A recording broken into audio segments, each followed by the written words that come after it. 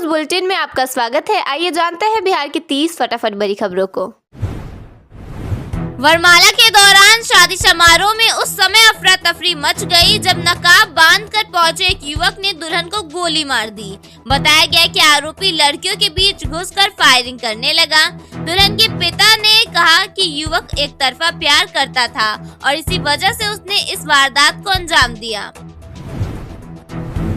बाहुबली अनंत सिंह और सूरज भान के समर्थकों के बीच जमकर बवाल हुआ।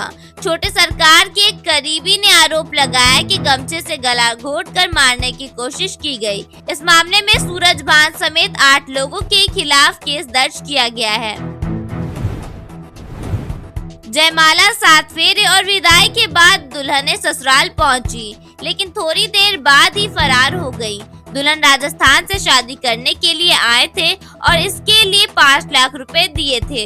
बाद में वे थाने में मेहंदी लगे हाथ नजर आई।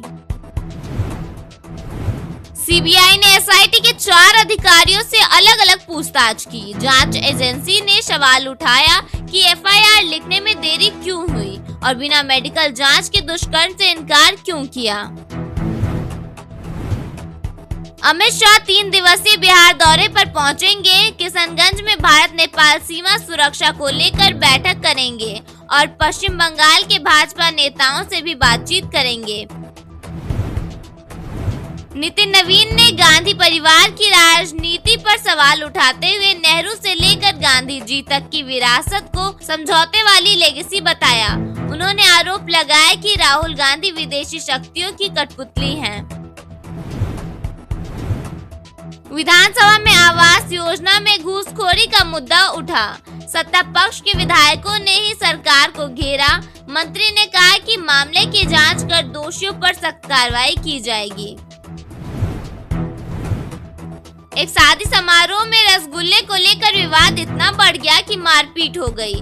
इस झगड़े में 4 लोग घायल हो गए। बताया गया कि 2 लोगों के बीच रसगुल्ले को लेकर बहस हुई थी। नालंदा में मस्जिद के पास डीजे बजाने को लेकर 2 पक्षों में झड़प हो गई। पुलिस ने मौके पर पहुंचकर स्थिति को शांत कराया और इलाके में भारी संख्या में पुलिस बल तैनात कर दिए गए। भागलपुर में 3 गाड़ियों की टक्कर में बड़ा हादसा हो गया। बस और पिकअप की टक्कर के बाद एक ई रिक्शा भी चपेट में आ गया। इस दुर्घटना में पति पत्नी समेत 6 लोगों की मौत हो गई, जबकि 9 लोग घायल हो गए हैं। पिकअप में 15 लोग सवार थे। भूतनाथ से मलाही पकड़ी के बीच मेट्रो सेवा शुरू होने जा रही है। बुधवार को ट्रायल रन होगा, जिसमें आम लोग सफर नहीं कर पाएंगे। 27 तारीख से सेवा सामान्य रूप से शुरू की जाएगी। समस्तीपुर में बालू लदे एक ट्रक में अचानक आग लग गई। ड्राइवर और खलासी ने गाड़ी से कूदकर अपनी जान बचाई। प्रारंभिक आशंका शॉर्ट सर्किट से आग लगने की जताई जा रही है। बक्सर में एक दरोगा का महिला डांसर के साथ वीडियो वायरल होने के बाद कार्रवाई शुरू हो गई। मामले में एसपी शुभम आर्या ने जांच के आदेश दिए हैं। रिपोर्ट आने के बाद आगे की कार्रवाई की जाएगी। बिहार में अगले 3 दिनों तक अधिकतम तापमान में 2 से 3 डिग्री सेल्सियस तक और बढ़ोतरी हो सकती है। फरवरी के अंत तक दिन का तापमान 33 डिग्री सेल्सियस के पार पहुंच सकता है।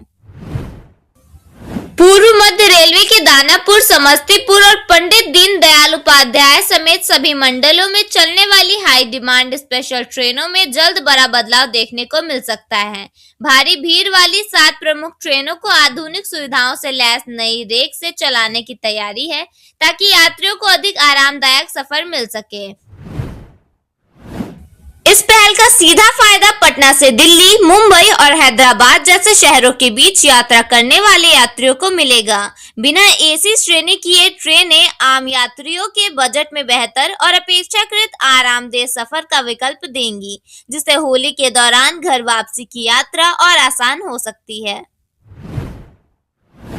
मौसम विभाग के मुताबिक होली के बाद गर्मी का असर महसूस होने लगेगा। खासकर दक्षिणी बिहार में तापमान तेजी से बढ़ सकता है।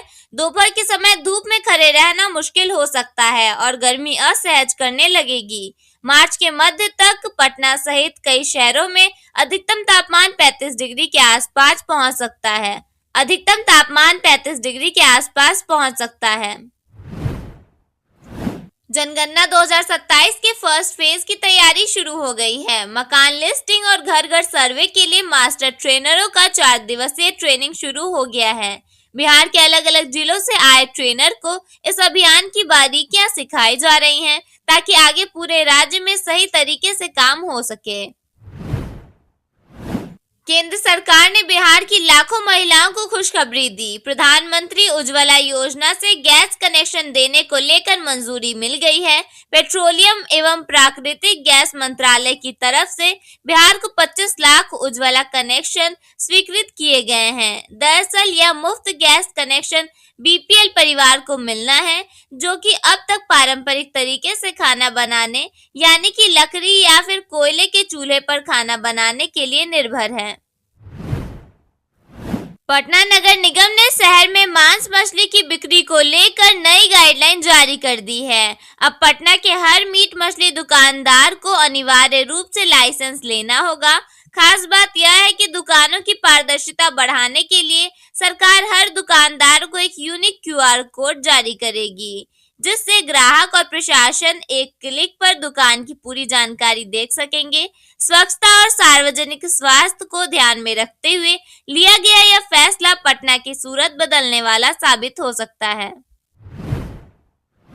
बिहार में बिजली बिल जमा नहीं करने वाले उपभोक्ताओं के खिलाफ अब सख्त कार्रवाई शुरू हो गई है। विभाग ने साफ कर दिया है कि 5,000 रुपए या उससे अधिक बकाया रखने वालों का कनेक्शन कभी भी काटा जा सकता है। इसके लिए विशेष अभियान चलाया जा रहा है, जो मार्च तक जारी रहेगा। विभाग के मुताबिक कई लोग ज्यादा बकाया होने पर दूसरे के नाम से नया कनेक्शन ले रहे हैं। पुराने कनेक्शन का बिल लंबित है, लेकिन बिजली का उपयोग जारी है। ऐसे मामलों की भी जांच की जा रही है। टीमें पहले उपभोक्ताओं से बकाया जमा करने का अनुरोध करेंगी। भुगतान नहीं होने पर सीधे कनेक्शन काट दिए जाएंगे। बिहार में सबसे बड़ा इंडस्ट्रियल हब गयाजी में बनने वाला है। इसके बनने से न केवल इंडस्ट्रियल कैपेसिटी मजबूत होगी, बल्कि युवाओं को रोजगार भी मिल सकेगा। जिले के डोभी प्रखंड के गम्हरिया खराटी समेत 13 मौजा की लगभग 1670 एकड़ जमीन पर अधिग्रहण किया जाएगा। माना जा रहा है कि आने वाले समय में यह इलाका बिहार के विकास का मेन सेंटर बन सकेगा। मवार को पीएमसीएच में हुई घटना में एक अनजान महिला वार्ड में दाखिल हुई और जन्म के महज 16 घंटे बाद नवजात को लेकर फरार हो गई। परिजनों की सतर्कता और सीसीटीवी फुटेज की मदद से पुलिस ने उसे करीब आधे घंटे में पकड़ लिया। इस घटना ने अस्पताल सुरक्षा, बच्चा चोरी के नेटवर्क और प्रशासनिक निगरानी को लेकर नई चिंता पैदा कर दी है। बिहार विधानमंडल के बजट सत्र के बीच मंगलवार को सदन की दहलीज पर शराबबंदी को लेकर जबरदस्त घमासान देखने को मिला।